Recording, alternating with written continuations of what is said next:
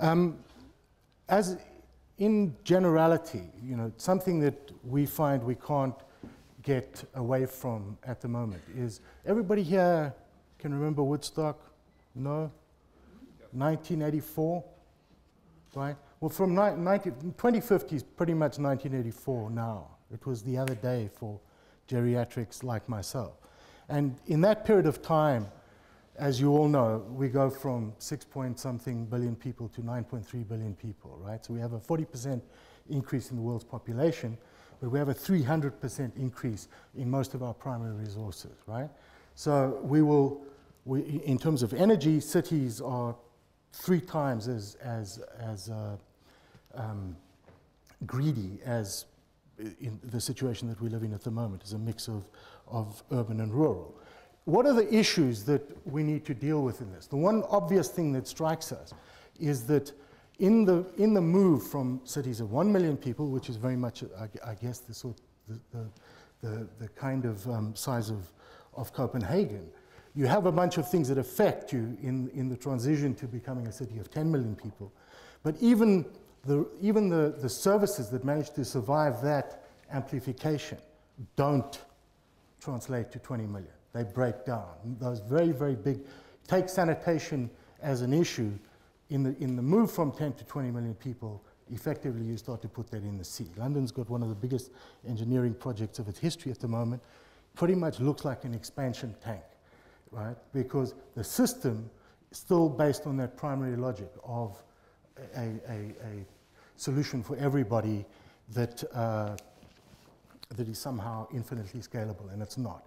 So energy, sanitation, shelter, these are the issues that keep us up at night. Coming back to the program, as I mentioned, our job, and sorry, I should have introduced my trusted colleague here, Jack Mama, who's the creative director of the program that we both work in, and who feel free to interrupt me anytime I go off track. But the right, so our program is basically we're not trying to make predictions about 20 years out. We're trying to test probable lifestyle scenarios in different, within sort of different niche audiences. We're very interested sometimes in what the scientific or technical community might think about something. By and large, we're generally very, very interested in what young people think for obvious reasons. A lot of our work is collaborative, like this, where we collaborate with an artist to stimulate discussion around an issue, and what we publish is a very small part of the work that goes on that takes the form of a book, which is unfortunately internal. But we gather what we call contextual insights as a result of that debate by provoking these issues, which are very often kind of taboo subjects. We were struck by why it was that we all are running around with laptops which you cannot get to speak to a projector twice consecutively, even in the same family, right? With cell phones that have the ability to navigate a rocket ship to the moon, but have the sensitivity of a frozen chicken.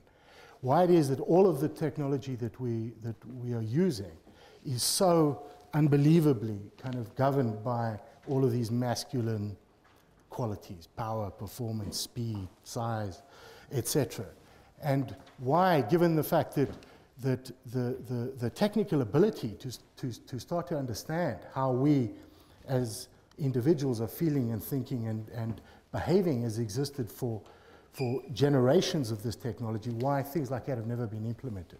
So we made a dress that uses a bunch of biometric sensors, and we'd been working with Nike on how you could increase the performance of an elite athlete in the build-up to the Sydney Olympics, using biometric sensing and correlate diet to an understanding of the specific training regime and physiological condition of an athlete. And in the course of that, we started to understand that by taking a multiplicity of biometric readings, you could start to distinguish between different kinds of arousal, different kinds of physiological and emotional states. So we made a dress that blushed. And we presented it at a technology event within our company. And people seriously, and this is something where 10,000 people look at circuit boards on a table, and you know, very much the engine of all of the technical and scientific research that our company is based on. And so beyond the obvious questions about, you know, what does it do? Well, it blushes. What is the utility of that? Nothing. There is no utility, intentionally. All it's doing is making you think about why it is that we're not capturing that information, so that the damn phone doesn't ring during dinner, or it doesn't interrupt me when I'm doing something else, or I don't get the bank manager when I'm in a traffic jam. Simple approaches to changing the nature of that kind of interaction. So, for instance, we made a movie. We worked with an artist, Henk Schiffermacher, who's very famous for many rock stars' bottoms in Amsterdam. And we published a movie, and a musician called Scanner, who some of you may be familiar with, that provoked the issue of using a biocompatible subcutaneous display.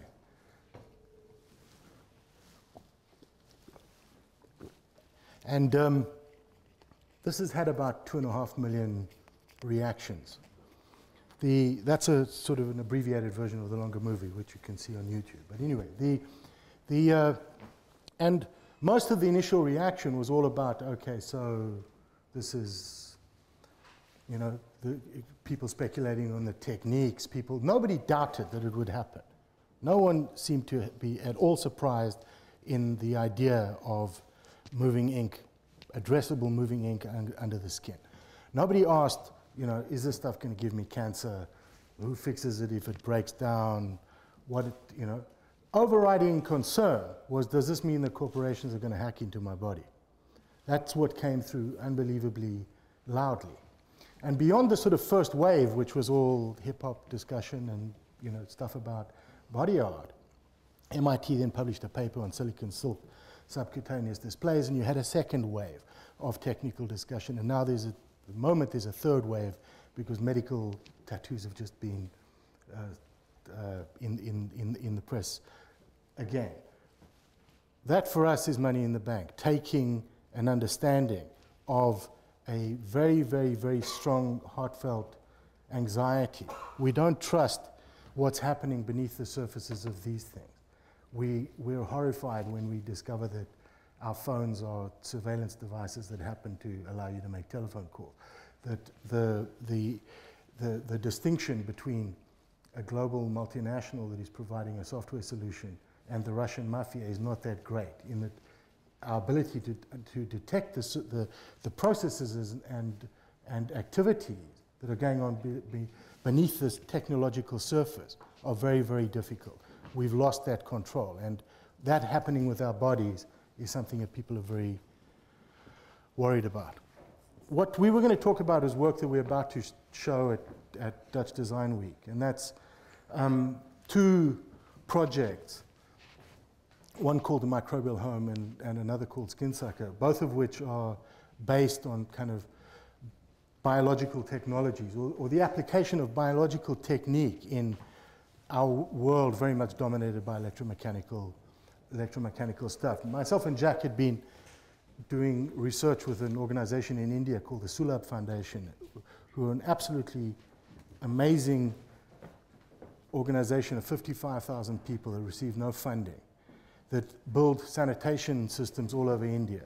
And they build these ablution blocks, and they take all of the waste, which then gets processed, and they've developed a 1-liter flush toilet as opposed to a 7.2-liter flush toilet in California and so on. But at a certain moment, this guy was handed this, which is human excrement that has been in the one chamber of the toilet for a year.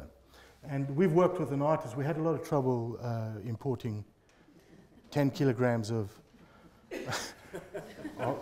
into, in fact, I think the Dutch police are still, and we worked with an artist, Harm Rensink, on developing this for the Wellcome Trust's dirt exhibition as an extreme provocation around the taboo about human waste.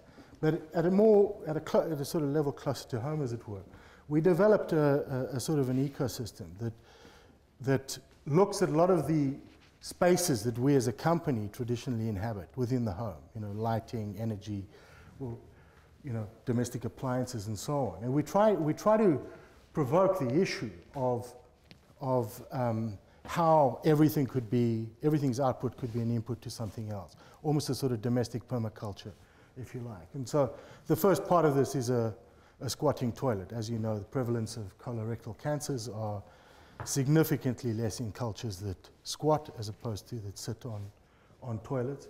And so because of the fact that most Westerners have lost the calf muscles to squat, we were going to do a demonstration now quickly to test.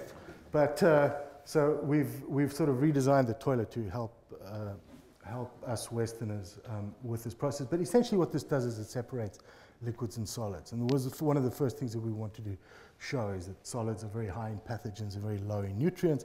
Liquid, on the other hand, human effluent, is very, very nutritious and relatively simple to process. So provocatively, you're actually washing your hands in filtered effluent, which is clean. A lot of the collaborations, what you're seeing here, is unrelated to the work that we've just been speaking about. It's a collaboration with Juan Maria Atzak, who's a 3 Michelin star chef in San Sebastian. We've been working with him for the last 5 years on something called multi-sensorial gastronomy, which is about expanding the range of sensory stimuli in the dining experience, but which has applicability in general. So we're trying to understand how machines can start to behave with some of the sensitivity of human beings. What happens at the level of the small hairs on our bodies? What happens in how do you develop a new set of interactions that are not about keyboards and displays and push buttons and so on, because that's the world that we hate. Thank you very much.